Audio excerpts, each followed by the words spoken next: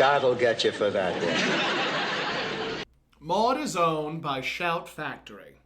God'll Get You for That, Walter, is produced for entertainment purposes only. Sponsored in part by Findley's Friendly Appliances. Hello, everybody, and welcome to another episode of God'll Get You for That, Walter. He always does. He does. But not this time. Not this time, No. but I mean close enough. It's close. Welcome. My name is Tomcat, and I am joined by my fabulous co-star, the delicious Toni Homeperm. And that's Tony with an I. Toni with an I. Never a Y. And never a Y. Except when I'm a boy. Anecdotal. I actually listened to Liza with a Z, and I'm like, you could easily rewrite Do that a Tony to be with an I? Tony with an I and not with a Y. I have to look at the lyrics. And welcome to God'll Get You for That, Walter, a podcast where we discuss the 1970s hit sitcom, Maude. And today we're going over one of my favorite episodes, and I strongly advise, like in the compendium of Maude episodes, this ranks very highly with me. It is Walter's Heart Attack. Which originally aired September 23rd, 1974. This is our episode 51. And this is Maude's season 2 episode, which... 13? No, season 3. Oh, season 3. Season 3, Season 3. episode 3, I Episode think. 3. Either Yes. season 3, episode 3, or no. season 3, episode 4. I think it's season 3, episode 3. I couldn't. Well, hold on. Let's see what it is for the last one. Season 3, episode 2. So yes, this would be season 3, episode 3. Season 3, episode 3. Season 3, episode 3. Damn it all to hell. So good that we do all this research ahead of time. Correct. So, there were a couple of interesting things, like editorially Yes. in the background. Yes. This was, of course, directed by Hal Cooper, written by Norman Lear and Bud Grossman. Rod Parker was the script supervisor, and they also had a medical advisor. Yes, a medical advisor. Walter D. Dishel. MD. MD. That was who the medical advisor was for the scripts on this. Yes. And we have one guest star. We have Yes. Jill Clayburgh. Jill Clayburgh, who was an Academy Award nominee for an unmarried woman. Unmarried woman. Yes, a very, very big, sort of controversial movie in the 70s. Yeah, the 70s were a big time for commercialization and for like controversy. And it's kind of interesting in a way because Maude kind of broke the barrier on like in entertainment. Yeah. For the modern woman, being.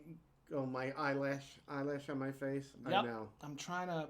They're like stuck to me. It's like glue. Like stuck that to you and like glitter. glue. That and glitter. I can't get rid of it. The life of a drag queen. I'm so sorry. Do continue about Maude being controversial. Not just that, but Maude like sort of paved the way for seeing like a modern woman in TV and movies.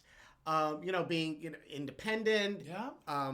And Jill Clayburgh, the movie An Unmarried Woman, it's about a woman who goes through a divorce and is now sort of, and she's not a young girl. Experiencing life for herself as a woman of a certain age that's unmarried. Yes, and, so I think it was interesting that, she... this was like an early part of her career, being a guest star on Maude. Yeah. And then, coincidentally went on to do An Unmarried Woman. Yes. And her last role was I believe it was, oh God, what is her name now? I can't remember her name. She was on SNL. Who? Jill Clayburgh? Not Jill Clayburgh, but she played the actress that I'm referring to, her mother in Bridesmaids. Oh. That was her last starring role was in Bridesmaids. Okay. And we looked up the interesting thing about Jill Clayburgh is her daughter. Her daughter is Lily Rabe. Is that how you pronounce it? Lily Rabe? Lily Rabe or Lily Rabe? I don't know. R-A-B-E. But R-A-B-E. From American Horror Story. Yes. And a lot of things. A lot of other things. Yes. So it's interesting. It's always fascinating to see like the children of celebrities and like where they go and how they're received by the general public. Absolutely. So, this episode opens. We're in the dining room, and there's There's a whole mess of food, and the candles a whole mess of something on the table. And Maude had burned 3 red candles in a beautiful gold candelabra. Yes. And all the candles are melted. Yes. And the flames are flickering away. Yeah, she's blowing out what little is left. Yep. And she is in A great outfit that you want for yourself. I need that outfit. You need that outfit. Desperately. Desperately. It was this beautiful blue satin pantsuit, but over that was this gorgeous nude. I think it was a nude colored satin over with a like blue polka dot overlay. Very, very pretty, very attractive, and Yes. I desperately need that in my life. And like that big sort of flowy. Oh, I love a long cape. jacket, That long cape. vesty jacket cape Who situation. would wear that just around the house? I would. I would. You needn't ask that question. I made something similar actually with a. It was a golden cream striped upholstery grade fabric, and then over that was this sort of sheer. It was a sheer fabric with like gold and cream velvet accents on it. Very, very, very pretty. And of course, I made a matching pair of pants. Well, of course you did. Because of course I did. Of course. And I've actually worn that outfit when I did Maude Live. And that outfit was the inspiration for the other one, for the one that I made.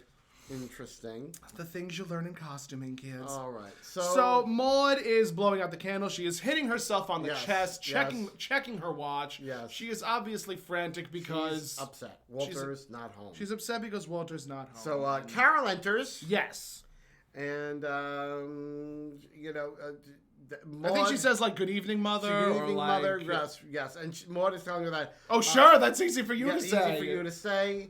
And she's explaining that Walter was supposed to be home at 11. At 11, and it's now 3 minutes to 1. 3 minutes after 1. 3 minutes after 1. I'm sorry. 3 Yes, minutes and after she 1. makes a remark about Carol's lungs. What was that? She says it's a good thing I didn't hold my breath. Yes. Because she would have been holding it for I think 120 minutes. Yes. Carol, even with your lungs, you wouldn't be able to do it. Yes, and I think when she refers to Carol's lungs, she wasn't really talking She about wasn't the talking lungs, about her lungs. She was talking about her breasts. Which, yes, the audience got quite a chuckle out of. It's always funny how like breasts are symbolic for lungs. Yeah. When in all honesty, lungs aren't in the front of the chest. They're actually in the back of the chest. Yeah, I know. But there we have it. There we have it. And Maude is explaining that it's a special occasion. It's, I think, the anniversary of The their 7th anniversary of our first date. date. And Yeah. she I think before that she holds up a little platter that she had made, and Carol goes, "It's a pie crust." And Maude says, right. Now it's a pie Now crust. it's a 2 hours ago it was a souffle. Yes.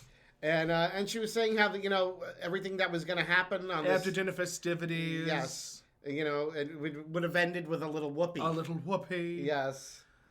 Then the phone rings. Yes, the phone rings and it's Eddie. Is it Eddie or No, it's it Walter? was Walter. It's It was Walter, and because she says another half an hour. She says, Walter, enough with the inventory. It's time you check out the merchandise at home. Examine the merchandise at Examine the home. merchandise at home. And when and Carol is trying. I think was still trying to comfort her, and Maude's like, "Oh, I know. He really wants." They're talking. To be I think they're home." basically talking about Walter being amorous and being very physical with Maude. Was that it? I thought it was more about Carol saying Him being his fidelity. They were talking. No, about? I think it was more about he's taking inventory, he's working. Be more understanding. Yeah. It was that kind of a thing. And then we cut to. We immediately cut to Walter cradling his employee Adele, and it opens with Adele, and Adele calls back Walter.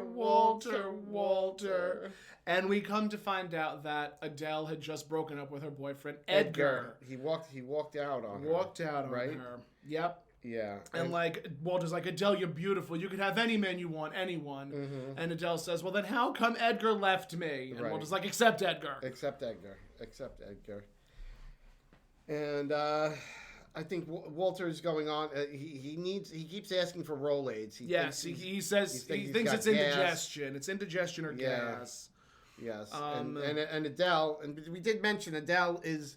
That's who Jill Adele, Clayburgh is yes, playing. Adele is played by Jill Clayburgh. She's saying, I want to die, and all you want to do is burp. I want to die, and you want to burp. Yeah. Well, now, okay, this brings up an interesting question. As an employer, Would you go out of your way to make sure that your female employee is taken care of, especially if your female employee is saying that they're suicidal? I mean, during the 70s, I guess understand, but like by today's standards, no. I mean, I would, call like an emergency contact, call 911. I mean, yes, nowadays in the year of our Lord and Savior Betty White, like there's crisis centers, there's the Dash hotline, like if God forbid you're imagining that someone is going to take their life, like there are hotlines and suicide suicide prevention hotlines. I don't think that those existed in the 70s, did they? I don't know. I mean, personally, I did have an experience where someone called me and told me that they had, taken like a bunch of pills. So I just immediately I called 911. Yeah. And they came and they took them to the hospital. They had to get their stomach pumped and everything. Makes sense. So, but I mean, good for you for saving their life. Yeah, right. They weren't so grateful, but well, they never are. Yeah, but the thing is, it was. I just felt it was like that was the best thing to do. Not go over there. It's like no, you don't want to put yourself in the line of fire, especially if like you have to be the one to like start doing CPR. And who knows like what's happening? How long ago did they take the pills? Yeah, but it didn't make sense to like go over there when to see like what was really happening. Yeah, because by the time I could have gotten over there, maybe it would have been too late or something. Yep. So I just like as soon as I got off the phone, I just called 911. And that literally was all you could do. That was all I could do. Yes. So Walter is insisting that Adele give him the sleeping pills because she's like, she was threatening to take the sleeping pills, and I have to say, I'm gonna have to put like a disclaimer on this podcast if anybody is, if anyone is triggered by suicide, yes, of course we'll like mention this after the fact. We apologize. We do apologize for that, but there'll be a disclaimer in the description. Yes. This episode does deal with suicide. But they handled it in a very jokingly nonchalant kind of manner. Yeah, they did. I mean, it like was especially when Walter mentions, "Why didn't you call a priest?" Because she's an atheist. She said that she's an atheist, right. And he's like, then call a communist. Right. Like they handled it in a very jokey, very cavalier way. Yes, and she's talking about like at 6, my parents divorced. Right. When I was a teen, my sister turned to the streets. Right. And she's mentioning all of these like really unfortunate circumstances. Right. And Walter is like, you've told me all this already. Yeah, you told me all this stuff already. All about her. And that's when she tells him to like get out, go away. Yeah. You're middle. I don't know why I called you anyway. You're middle aged. You just smell like one of my aunt's doilies. Yeah. How they do have a particular odor, don't they? I do think they do. They do have a particular odor. I do think they do. And Walter, he's persistent. He's trying to do the right thing. Yes. Insisting that Adele give him the pills. And he is also mentioning that he's getting pains in his chest. Yes, he's been mentioning that, he's got chains in his past. Chains in his past! Chains in his past. My dyslexia is rubbing off on you. Yes, pains in his chest. Pains in his chest. Chains in his past. That's your autobiography. Yes. That's the title of your autobiography. Oh, Lord. So, yes, he's complaining of pains in his chest. And he's telling her to give him the pills, so she does. She relents. She finally gives the pills, and Walter's like, "Thank God," and good night. And she tells him, and just one thing, send the mortician in the morning. I gave you the wrong pills. Those are my birth control pills. And how she won't need them anymore. Right. And she starts crying again. She starts crying, and then I think that's when the phone rings. The phone rings. It's Eddie from Finley's Friendly Appliances. Our one and only sponsor. Our one and only sponsor. That exists only in our minds. That exists in our minds and those of Norman Lear's. So Eddie said that, Maude is called there at the store. Maude's called a couple of times. Because what's going on is Maude is calling the store thinking Walter is there. He's not there. I guess Eddie is probably a manager or something. This is one of those things that like would not exist in present day. No, because continuity. you'd have, you'd You'd have call waiting, you'd have caller ID. You'd be like, well, put him on FaceTime or whatever. Yeah. Exactly. And Walter's, we only hear Walter's side of the conversation. Yes, but apparently Eddie told Maude that he's in the bathroom again, and Walter's like, she's never gonna believe all this. She calls me iron bladder. Yep, 5 times in the bathroom. Yeah, as opposed to me, Pussycat, who was like, as soon as we're at the gig, I'm like, well, we're here now. I have to go to the bathroom. Sometimes I think you have a tipped uterus. I tipped like freaking somersaults. I swear. But then usually once the show starts, I don't know what happens. Then it's everything dries up like the Sahara. You want to know what that is? It's adrenaline. Probably. It's all adrenaline. Probably. It's probably what it is. It is 100% I would adrenaline. say. I would say yes. So, Walter asks for Rolaids, and, she gives him the Rolaids, and she's like, she keeps on saying, oh, God, what a loser I am. I'm such a loser. It's all my fault. All my fault. And so Walter picks up the phone and calls Maude. Because he knows he's got to call. Because obviously Eddie relayed to Maude that Walter will call her back. Yep. So he does, but he calls her from that apartment, and he says, guess who, sweetheart? Sorry, fella. Yeah. Because obviously he called the wrong number. Wrong number. And apparently when the person answered the phone, they sounded like Maude. Yeah. So it's a bit of the jokey thing is that Maude sounds like a man. Mm-hmm. Good evening, sir. May I speak with the woman of the house? So Walter redials, and then he's like, hello, Maude, it's Iron Bladder. Old Iron Bladder. Don't get angry. The old iron was beginning to rust. And then we hear, Walter does a Maude, sit. Yep. He over does the a Maude phone. Sit. And obviously she calls back that there's no chair for her to sit on. No chair, so yes. He says, no chair. I'll be home as soon as I can. Right. So he hangs up the phone and says, you heard me. Yeah. You heard me, Adele. I promised my wife that I was going to be home. Yeah. And even Adele quips like, gee, if that's what married life is, you should be the one committing suicide. So Walter's insistent that she give him the pills.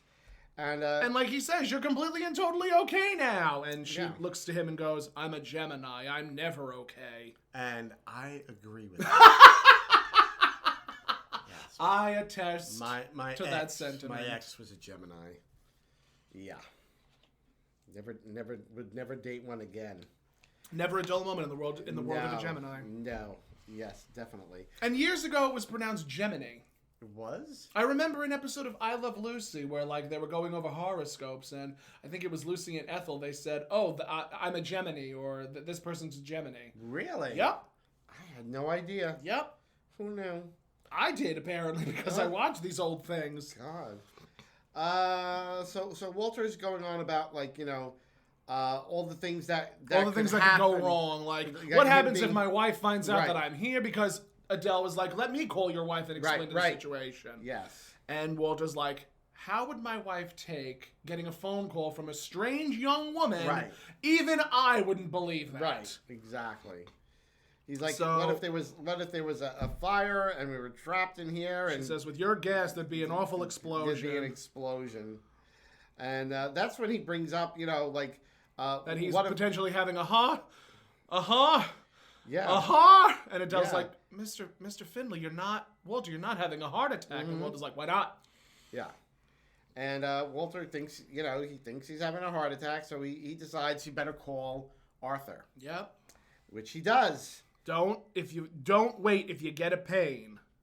Because apparently he started feeling a tingling down his left arm, which in sitcoms and even in real life, that was a medical condition. Like if you felt a tingling down your left arm and something was stepping on your chest, that's indicative of whenever you have a chest pain. I mean, if you've ever been in the hospital emergency, that's the first question they ask. If you have chest pains or shortness of breath, you need to be examined immediately. Yeah, and if you go into the emergency with chest pains, you're moved right to the top of the list. Right to the top of the list because they don't want you to die on their hands. They don't care if you're trying to stop the bleeding on a bloody stump. Yep. It doesn't matter. You don't have no chest pains. Okay, just have a seat. Yep.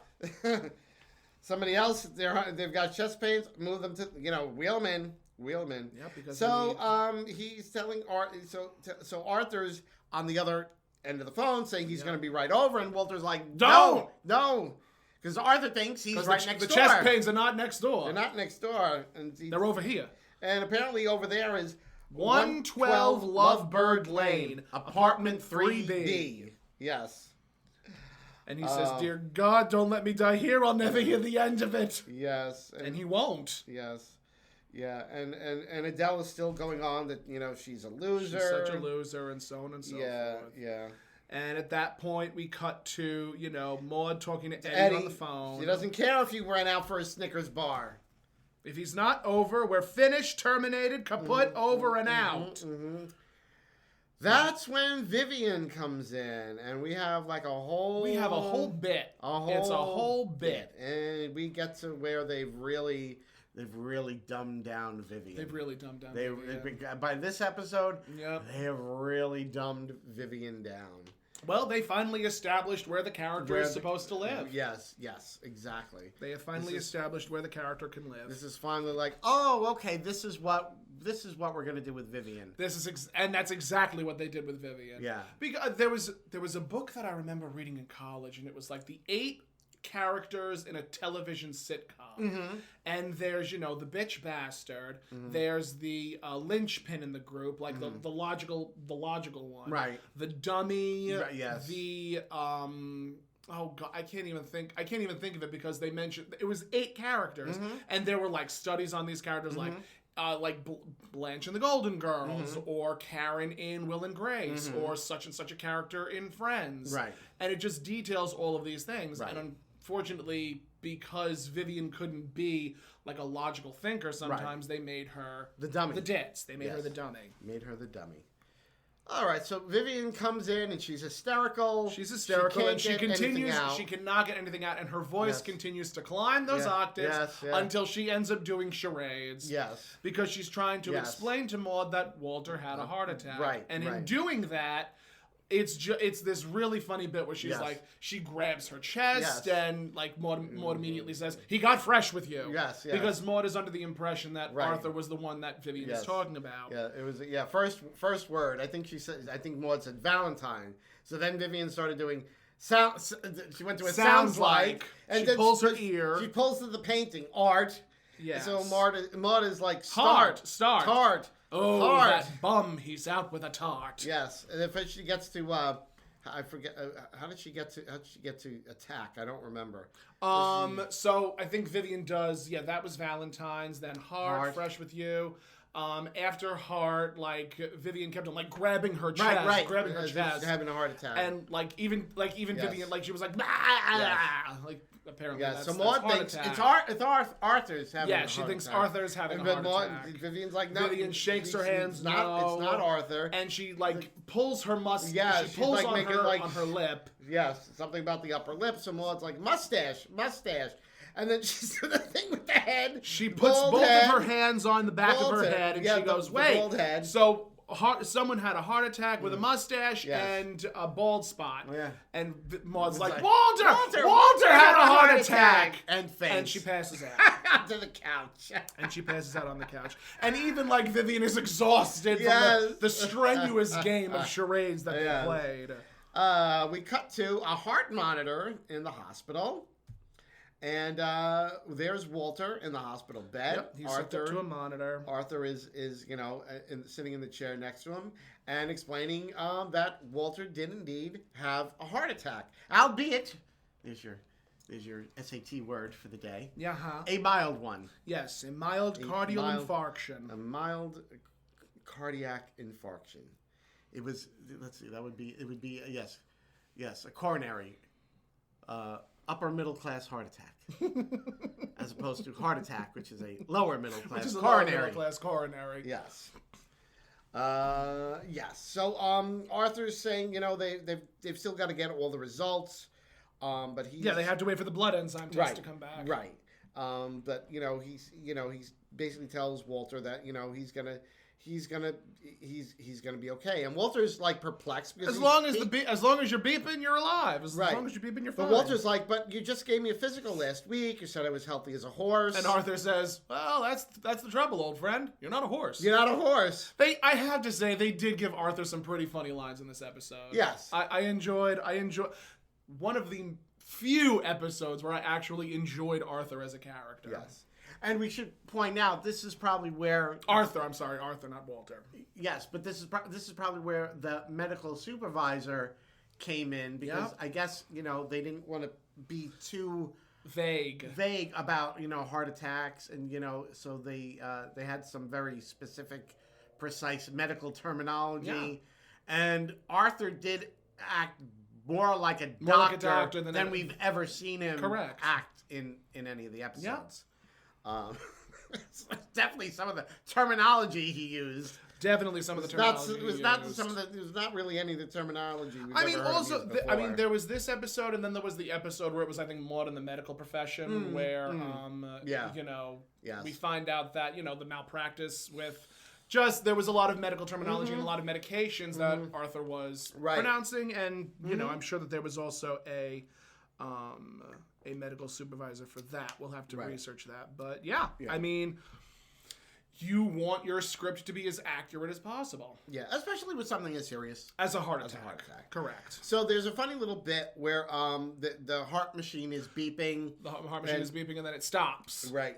But also when it was first beeping, Walter wanted to know what it was, and Arthur was explaining what it was, and as long as that's beeping, you're fine. Yep. And then it stops. And Walter is, questioning Arthur, like, what happened to the beeping? But Arthur is just continuing prattling on to talk. Prattling on. And, Walter's like, dummy, the beeping stopped. The beeping stopped. And Arthur realizes... Arthur's like, dummy. Well, that's a fat lot of good it does for me. Thanks for that. Yeah. And Arthur realizes that he kicked the plug out. That's why and he's like, relax, you're still alive. You can thank Con Ed. Thanks to Con Edison. Thanks to Confidential Edison. And then he tells Walter that, Maude is on her way. And he calls him an old dog. You old dog. Yes. You. Because apparently, we're all under the impression that Walter was sleeping with Adele. Right. And this typical, male chauvinistic behavior, oh, yeah, you old dog, you. Anecdotal. Yes. When I watched 101 Dalmatians, which was one of my favorite movies for a really long time, actually, there was one scene where Roger turns to Pongo and says, "Pongo, you old rascal, you."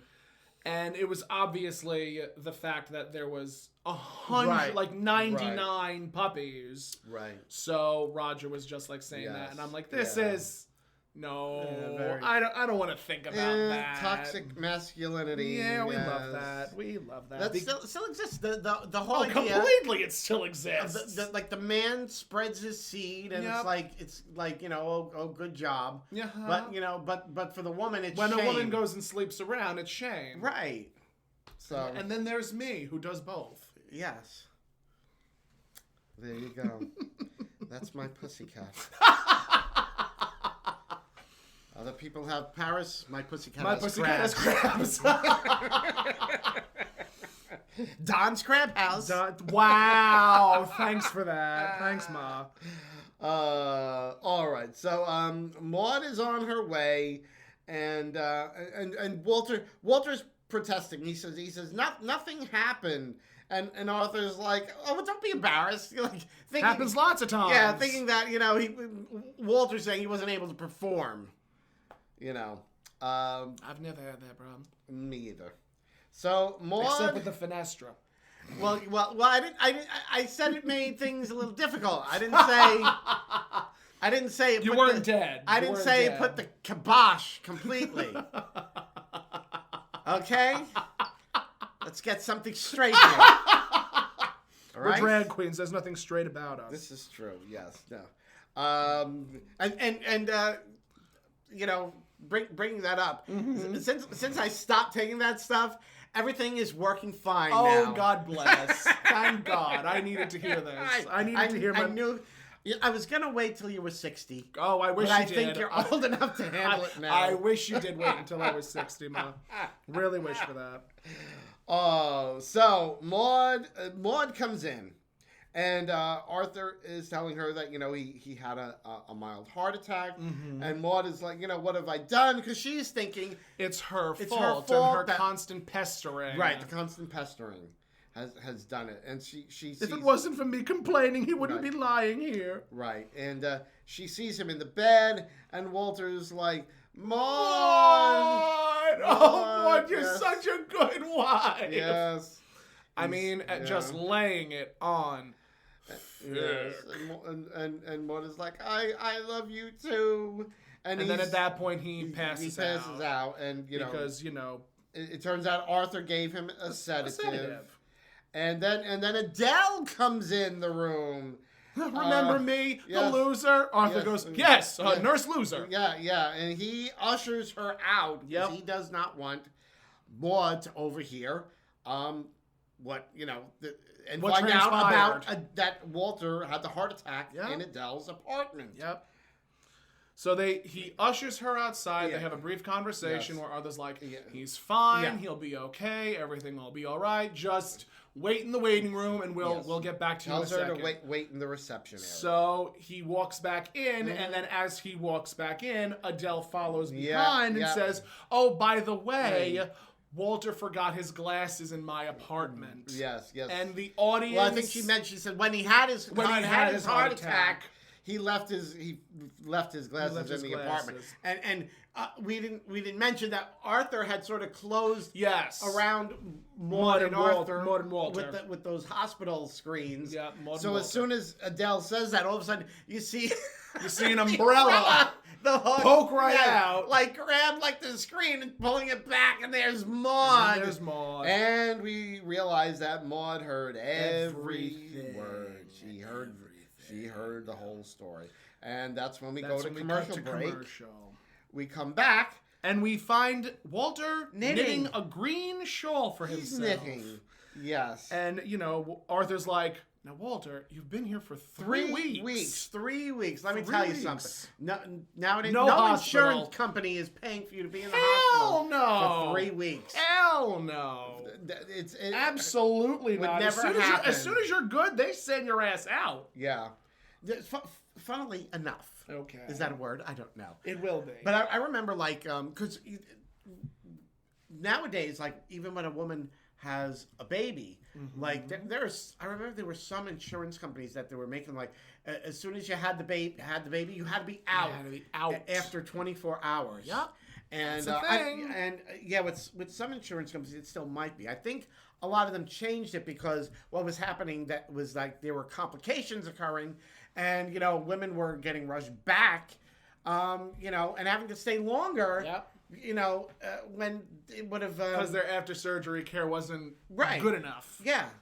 Well, sometimes a complication occurs, past 24 hours that you can't anticipate. That's right. I remember my grandmother telling me when she was having her kids, my father and his brothers, back then she said you stayed in the hospital I think 2 weeks. Sounds about right. And she was like, oh, she said it was wonderful. It's like a vacation.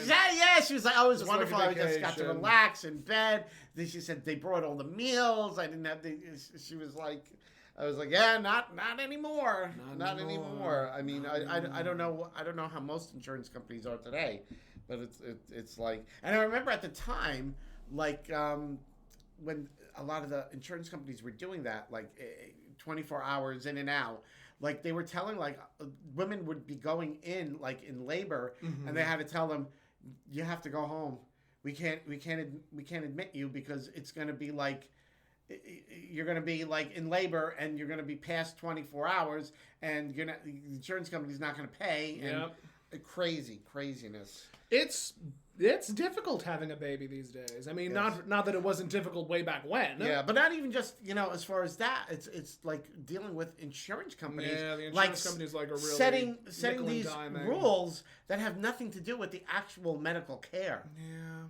It's upsetting. It is. It's really upsetting. It very is. It really is. So we find out Walter's been in the hospital for 3 weeks. 3 weeks. And he wants him to go home. And Walter's like, well, maybe I want a second opinion. And Arthur's like, I gave you a second opinion yesterday. Yes. And that was a second opinion. I told you the same thing yesterday. Yes. And he's telling the nurse to check him out. Get a prescription for somebody. Get a prescription for this person in that room. Get something for this person in that room. And then the last thing, which got the laugh, was and order a cheeseburger for the hernia, in whatever room that was. Yes. So Walter. I think Arthur tells Walter that Maude knows what happened. And I remember something. Oh no, Walter. He thinks not Maude knows. He thinks Maude knows because every time she's come to visit, she never blinks. She never blinks. Not one blink. It's like being married to an owl. To an owl. And what happened? And Arthur. I think it comes out. Arthur says that he did tell her. He didn't tell her because it was a violation of his professional ethics to tell Maude what's going on. Right. And then, he mentions Adele thinking, she wouldn't tell your wife either because it would be a violation of her professional ethics. Right. Obviously, towing the line that Adele may or may not have been a prostitute. Right. Which, I mean, if you've been friends with I don't know. For me personally, if you have been friends with your best friend for so many years, you would know that your friend is hiring or that you would know your friend's staff of the store that you're working at. For me personally, I would probably visit my friend in the store and be like, oh, hello, such and such is here. Right. I don't know. Maybe that's just me. Yeah. So not Arthur, because Arthur is too self-involved and too self-important. Exactly. So I think Arthur then phoned Maude to tell her that he's coming home, right? I think right before that, Arthur's like, well, when are you going to leave? And Walter says, well, maybe when I finish this shawl here. Yes. And we point out that every time Maude visits, Walter puts on this phony, I'm the weakest person in the universe act. Yes. So when he did that, you know what it reminded me of? What did it remind you of? It reminded me of when my husband is feeling poorly. Oh no! Is he one of those? He's one of those. Oh no! He's the sickest person in the universe. Yes, he's a little under the weather, and he's like, Tone. Oh no! Tone, can you get me a glass of ginger ale? Oh my! But not too cold. And put it in the tall glass, but not too much ice. And then bring it over to and I'm like, and the Academy Award for Best Actress goes to. It reminds me of a Toni Fields bit actually, because she did this in her HBO special, literally, which aired either after or just before she died. Where she's like, I lay there dying with a leg cut off, and he's like, I feel a cold coming. I think I feel a cold coming on, because when a man is sick, everybody's problems become that sickness. Exactly. It's a lot like my father. Exactly. Because when he is sick, man, he's a terror. Yes. Oh, is he a terror? See, when I don't feel well, I just want to be left alone. Same. I'm 100%. Do not bother me. I am the bear that is in hibernation for the winter. It's just leave me alone. I will. If I want something, I'll ask. Correct. But, when I got COVID, because I did get it in I think April or May of 2020, I contracted it, and I was just, nobody bother me. Right. Nobody bother me. Right. I will, my mother was like, do you want me to bring you up some soup? I'm like, sure, I'll take some soup. Right. But I would go downstairs. Right. I would not breathe on anybody. Mm-hmm. I'd be like, give me the NyQuil, give me the DayQuil, and I am leaving everybody alone. Right. Do not bother me. I am staying in my room. I am watching the Golden Girls. I am watching Maude. Don't bother me. And just leave me be. Just leave me be. There you go. So, yes, I'm the same. But, So not my husband. He's not your husband. I need extra pampering tonight. I need extra pampering. Oh, well, God. that's that's absolutely. But what can I do? phenomenal. He does my wigs. He does your wigs. He literally has me by the short hairs. He has you by the short hairs. Literally. So, yeah. So at that point, so Walter got on the phone with Maude, and he was like doing the sick routine. Because what happened was Arthur called Maude. Hello, Maude. I mean, come on now. So, Arthur calls Maude, and Arthur's like, oh, Walter has something to say to you. He's coming home today. Yes. So he hands the phone to Walter, and Walter, of course, does the... Yes. So... But she sounds happy, so after he gets off the phone... He is jumping for joy! Yes, and he rips his, like, hospital gown off, off. and he's putting a regular shirt on, and... Arthur he's like, well, I have to tell you something. She does know. Maude knows. And at that point, Walter jumps back into the bed, and like Walter's like trying to fight with him on the blanket, and like even I mean, Arthur fights with him on the blanket, and like even Arthur calls out, nurse. Yes. Because they're trying to get him out. Trying to get him out. So we cut back to Maude, and Maude is monologuing. Yes, and she is monologuing while Vivian and Carol are playing gin. Yes, and Maude is just going on, and Vivian and Carol are just like bored out of their. They're over. Apparently, it. They are over it. Apparently, I would assume Maude has been rehashing this for the last 3 weeks. So they just are like. And they're over it. They're over it. And, Maude is going on and on about how, he never had a heart attack with me. Right. When I find that how can I tell Walter that I've been doing my own ironing so I can afford to pay a hired killer? So the jokes and the laughs during that bit they were nice. It was pleasant. And she's just going on like, how can I upset him? And in between, she'll like look at Carol and Vivian's cards and Vivian's cards, and she'll tell them what to play. Play the 10. Play the 10, Carol. Do this, do that. And Maude's like, I just have to forget it. I have to. And she tells Carol, play the 9, Dodo. Play the 9, Dodo. Yes.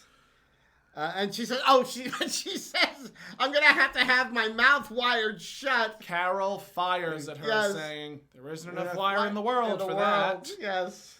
And Maude smiles sweetly and says, play the 4. Play the 4. And as soon as she does, Vivian says, gin. And Maude turns to Carol and goes, that'll teach you to talk to your mother that way. That's right. At that point, that's when Arthur and Walter are outside the front door. Yep. And Arthur's like, Walter, I refuse to play to this game that you're trying to play. Right. Like, stop. Like, just be honest with her. And they go in, and Walter immediately crouches over. His hunches over, hands to his chest, like looking really old and really feeble. Yes. And he goes in, and Maude immediately rushes over to him, and Walter's like, "No, don't! I tip over so easily."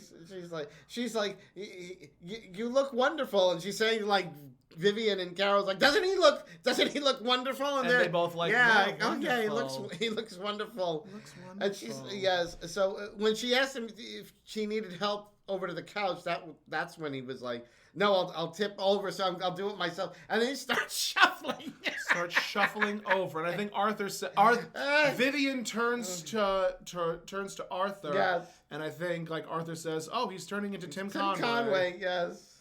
Which was funny because Tim Conway was a very physically comedic actor from those days with Carol Burnett. Yes, when he was when she did the Mrs. Wiggins skit. Remember when I forget the name of the character, his character. Oh, so do I. But the old guy who he'd be trying to call her on the intercom. Mrs. Wiggins, get your fanny in here. And she'd just be like, hello? And then finally, of course, it wouldn't work. You'd have to open the office door. They don't teach you these things in books, kids. They don't. So Walter's on the couch and he's like, "Where's my knitting?" So they give him his knitting, and Vivian says to Arthur, "Oh, let's go." And she's like, "Isn't there anything we can do to help?" And Arthur says, "Only by giving him acting lessons. So they exit, and Carol goes over to Walter and says, "Is there anything I can get for you? Do you need anything? Do you want anything to drink?" Mm-hmm. And Walter's like, "Oh yes, Carol, a cup of tea." No, wait. Before that, no, before that. there's something about Walter. Oh, that's right. Yes, saying about Vivian turns to the diet. Yes, the Vivian rest, turns to Arthur. The walks, yes. and like Vivian says something about what about sex? And Maud turns to Vivian and says, "Sex." Vivian, he can hardly K-N-I-T. So there was definitely, I really, really, really enjoyed this episode very much. It was funny. So Carol offers to get him something to drink. Because it'll be good exercise. Yeah, he says, lemon. Yes, for tea, because it'll be good exercise squeezing the lemon. So Carol goes into the kitchen, and Maude, obviously Vivian and Arthur have left. Yes, and it's just Arthur. Yeah, it's just Walter and Maude. And Walter, he starts doing this thing where he's raising his arms. and Maude is like, what are you? What's wrong? What's wrong? What's wrong? He's like, I'm doing my calisthenics. And Maude says, "Oh, thank goodness. Thank heavens, I thought you were praying." Yeah, and he says, "Yeah, well, he does one." And he's like, "Well, that's good for the month, right?" Yeah. Or was it the week or the month? I don't remember. Good for the week. Yes. Good for the week. And then Walter says, "Oh, I forgot my glasses." And as soon as he Maude says it, looks to the audience, and just again, the facial expressions that she produces, Yes. every time. And she's like, "I'm glad you brought that up." I'm glad you brought that up. I know, and now you know I know. Yes. So, we mentioned that he forgot his glasses, and she knows, everyone knows, it's all out in the open. Like, no recriminations. No recriminations, no arguing. Yes. Just let Maude nurse you back to health. Oh, wonderful. And at that point, Walter starts to drop. He drops the act. Yeah, and he's like, "Maude, you're the most wonderful wife." And she's like, "I'm going to nurse you back to health." And he's saying, "I have great news for you." And he admits, he says, "I've been such a heel." And you've been such a great guy about everything. Have you ever been called a great guy? No. Because apparently that was a thing in the 70s and the great guy. To be called a guy. Like, you've been such a great guy about it. No. That was it's mentioned in a later episode where I think Maude's old, I don't know, friend from college or friend from high school or something to that effect comes to visit. And Maude's friend is like a really, like, more of a militant feminist than Maude is. And she, like, says, "Oh, like, being a great guy, being a man about everything. Like, why does it have to be gendered?" And it's something that's brought up in conversation. So I was like, maybe it was a thing back in the 70s. No, I remember, like, people calling each other man. Okay. Hey, man. Yeah, that makes sense. But then there was also the man. Oh, well. The man, the fuzz, man. The porkers. The pigs. Yeah. Our friends with the talking brooches. Yes. Not even that, but it was more like, not even to specifically police. It was more like, the establishment. Oh, the authorities, political figures, it was like. There was that. Yeah, when they referenced the man. So. I mean, even to a certain extent, that's used today. Is it? Sort of. I don't really hear it. I guess in certain communities. Maybe. Not mine. Not in ours. Certainly not in ours. So Walter has this great news. He's completely well. Yep. 100% QED over and out. And Walter, is that the truth? Is that the truth? Yes. Well, Arthur says I'm back. Maybe even better. And, it's not having the heart attack. It's not the end of the world. It's not. I'm as good as new. Maybe even better. And Maude's like, "Oh, you're well. Walter, you're well. Walter, I'm the happiest woman in the world." And she hugs him. She hugs him so tight and says, "You son of a bitch." Yes.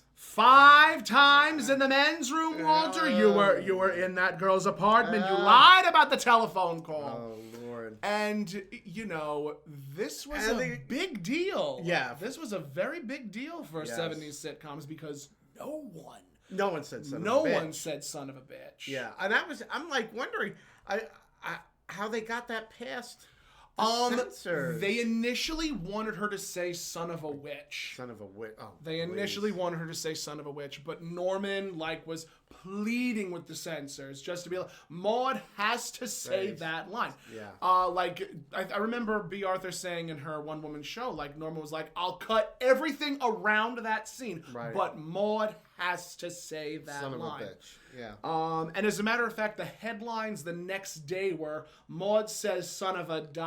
Oh, was it? Yeah, it was a very big deal. A very big deal. Because, I remember there was a Jeopardy question, completely and totally, hit me like a thunderbolt when I first watched this, that there was a significant amount of money paid for Rhett Butler, who was played by Clark Gable, to say, frankly, Scarlett, I don't give a damn. Right. There was a significant amount of money that had to be paid so that he could say that line. And I imagine it was almost the same thing with Maude.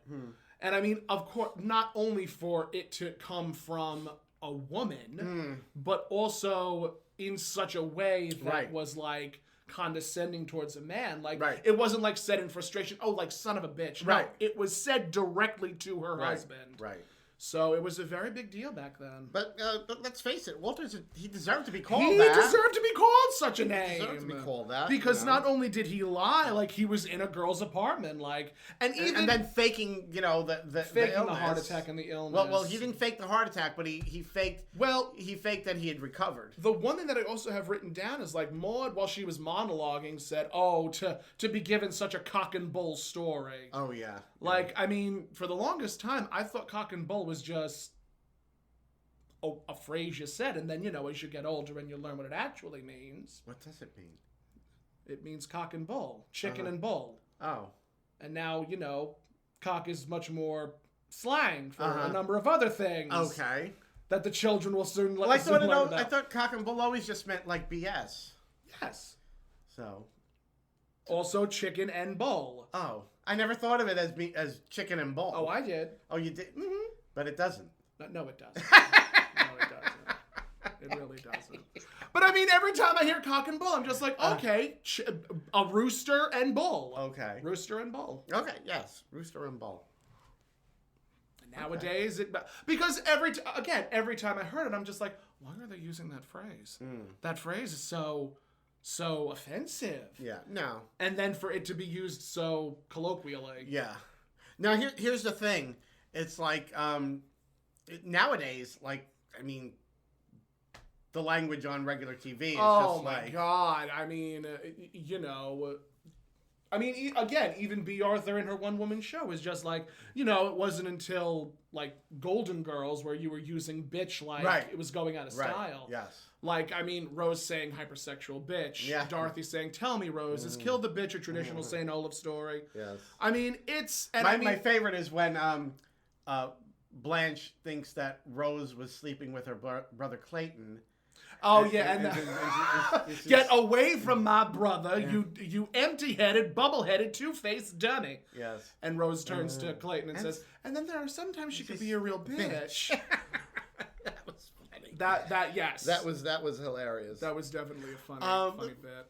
Funny thing is, I remember and another show that had sort of a controversial language moment. Yeah. The original Star Trek. Okay. I think City on the Edge of Forever. That's the one with Joan Collins where Kirk, he goes back in time, and in order to preserve the timeline, this woman who he's fallen in love with, who's played by Joan Collins, he has to allow her to die. Yes. And once they do that, the timeline continues the way it's supposed to, and they're able to, and when they did it by going through this portal called the Guardian of Forever, and when they come back, the other crew members for them it was like they saw them go in, and then it was like they just came right back out. Yeah. But while they were through in the past, they were there for like weeks and weeks, and they're like, what happened? And Kirk is just like, let's get the hell out of here. And it was a really big deal. Yeah, it was a big deal for like to hear them saying let's get the hell out of here, like a curse like that. And now like they have like Star Trek on it streams on Paramount Plus, yes, I think, and the newer shows like Discovery. Next Generation. No, well, that was in the 80s. Oh, okay, never mind. The new shows that they have on now. There's Star Trek Discovery, and then there's Picard. Star Trek Picard, and they haven't really done it in these newest seasons. But the first, like Picard in the first season, they dropped an F-bomb, and the same thing with Discovery in like their first season. They dropped the F-bomb because it's streaming. It's not like on regular TV or anything, and I mean with streaming, and it was services, sort of like disconcerting, because I'm streaming services, there's a little bit more freedom of verbiage, but it was very controversial amongst like diehard Star Trek fandom, because it's like they just felt like the idea of Star Trek is it's supposed to be like a better future and all this, and like to have like here sort of like just mundane cursing. It sort of people sort of felt like it took them out of I get that the continuity of the show, and I sort of felt that way too. I was like I don't know if I like seeing there was Star Trek characters dropping an F-bomb. My cousin and I were watching the Zack Snyder cut of Justice League, and to hear Batman say to the Joker, "And believe me, I will effing kill you." Oh, I haven't seen it. I was like, oh. I haven't seen that. Like, even me and my cousin were just like, did he say what I think he said? And it was just one of those moments where I'm just like, I guess I can believe it. Like, it doesn't take me out of anything. Like, it really doesn't. Like, I'm still waiting patiently for, like, a Deadpool movie where he's able to drop an F-bomb. He hasn't? He has not. Oh. I don't believe he has. I'm pretty sure he hasn't. I don't know. Like, because when you drop an F-bomb, it raises the rating. Right. Like, yes. It makes sure. I think like in a PG-13, I think they like allow one F-bomb. Just one. I think, if not one, then obviously with PG-13 you can have as much violence as you want, but language. Yeah, language. Heaven preserve. Forget about nudity. Oh, forget about nudity. PG-13 violence, movie. No. You can have any sort violence, of violence. You can do anything. God forbid there's nudity. Uh-huh. Especially male nudity. But, oh my God, we cannot see the male genitalia. No. However, we can see plenty of breasts and vagina. Yes. We love that double standard, don't we? Yes. Where it's like women can still be objectified, but men can. For me, back in the 70s, it was all the Sears catalog and the JCPenney catalog. And anybody my age will tell you, yes. Oh no, that was when those catalogs came out. The first thing you did was you headed for the underwear section. You headed for the underwear section. Yes. Well, and then the internet happened. And then then Two Girls, One Cup happened, and it's all been downhill from there. It's all been downhill from there. So the thing though about this episode, there was really no resolution to like Walter being chided. At that Maude found out about that he was at this woman's apartment. We know it was all innocent. It can be surmised, I'm sure, like Walter more than likely could have invited her over for dinner, or Maude could have there could have been some type of resolution. Yeah, I would imagine he would have had her explain, or maybe backed up his story. And not for nothing, you would imagine that, by today's standards, if someone comes into a hospital and they're like, I'm suicidal, they would immediately do some type of damage control. Oh, yeah. But I guess back in the 70s, it really wasn't looked at as anything too serious. I don't know. Which they took that. It seemed like they played the very crux light. The crux of the episode was two things. It was Walter's heart attack and Maude calling him a son of a bitch. Those were the only two things that were really can be pulled from this. But by today's standards, an employee potentially committing suicide would definitely be viewed with a much more overarching story. Yeah. Like, there would have been much more resolution for Adele Yeah. in her story. I don't think, TV today, they would not have played. They wouldn't play so lightly with something like that. No, not at all. Theme. Not at all. Yeah, Not yeah. at all. It's too serious. Yes. Too serious a theme. Correct. Not to mention the fact that, I mean, like, especially nowadays, Mm-hmm. like teen suicide is like.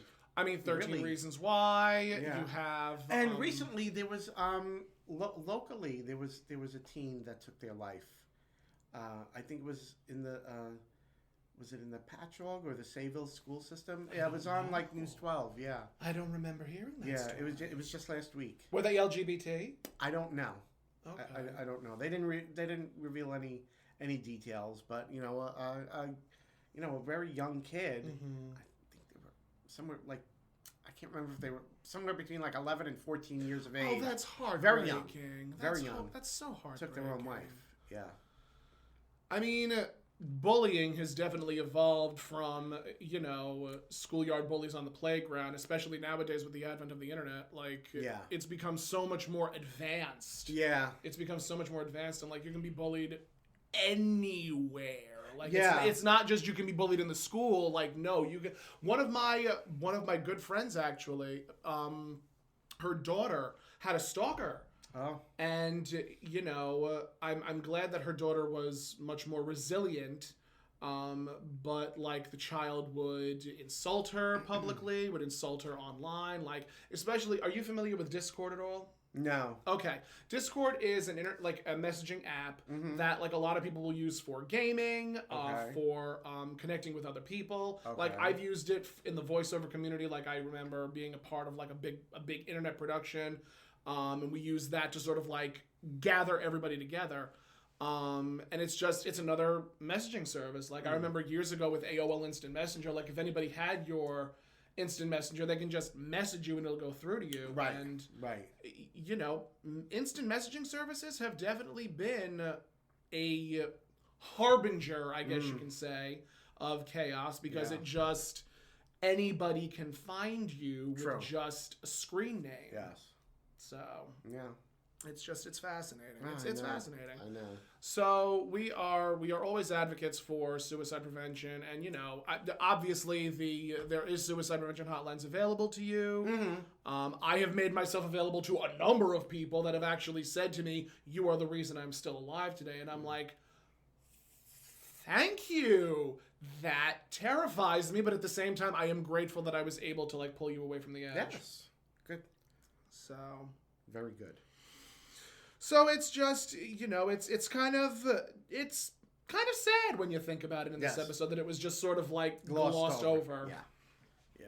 But So, yeah, that was really just that whole thing was really just a ploy for like a vehicle for doing Walter getting the heart attack. yeah, a vehicle for Walter getting the heart attack. And also, like, again, it's the two main plot points in this episode were Walter's heart attack and Maude calling him a son of a bitch. Right. And of course, it was at the end of the episode. At the end. Yep. Because they couldn't have it at the beginning. Right. And No. I'm sure that was a bargaining chip. Yeah. Or a bartering chip for Norman Yes. being like, fine, we'll put it at the very end, Very, but very Maude end. has to say it. Yes. So He got his son of a bitch. he got his son of a bitch. So. Which means we could say it more liberally on this show too. Yes. Which you can hear everywhere podcasts are found. It's true. If you would like, you can follow me on all forms of social media at @TomCat, and of course that is cat with 2 T's. And you can find me on Twitter, TikTok, Facebook, Instagram, all over God's creation. Where could they find you? Anywhere, the bookends, the telegram, The tiki-taki. the cuckoo clock. The cuckoo clock. all those great things. No, seriously, it's so Facebook, tickling. Instagram, TikTok, Yeah. Twitter, Everywhere. YouTube, Everywhere. and it's Toni Homeperm, and that's. Tony with an I, not Tony with a Y. And actually, there's now another Social podcast media app? that we are both part. Well, you've been part of it Oh, for yes, the longest yes, time. yes. I just recently joined the cast. Tony and I are part of the Kyleson Chronicles. Yes. Which, And I'm going to start. I'll put the details for all that in. It's a podcast that centers around what life would be like it's sci-fi. It's a sci-fi podcast, and it deals heavily with climate change and where the world would be if and when we provide help, or if we don't provide help for the world, for the Earth, which is great because Earth Day was just this past weekend. You play. I play the non-binary scientist, Lars Olafsson, and who do you play? I play Toni Homeperm. Of course you do. I'm still Toni Homeperm. Even after the apocalypse, I'm still Toni Homeperm. So after the apocalypse, there'll be Alexis Flame, Toni Homeperm, sharing the cockroaches. There will always be a drag queen.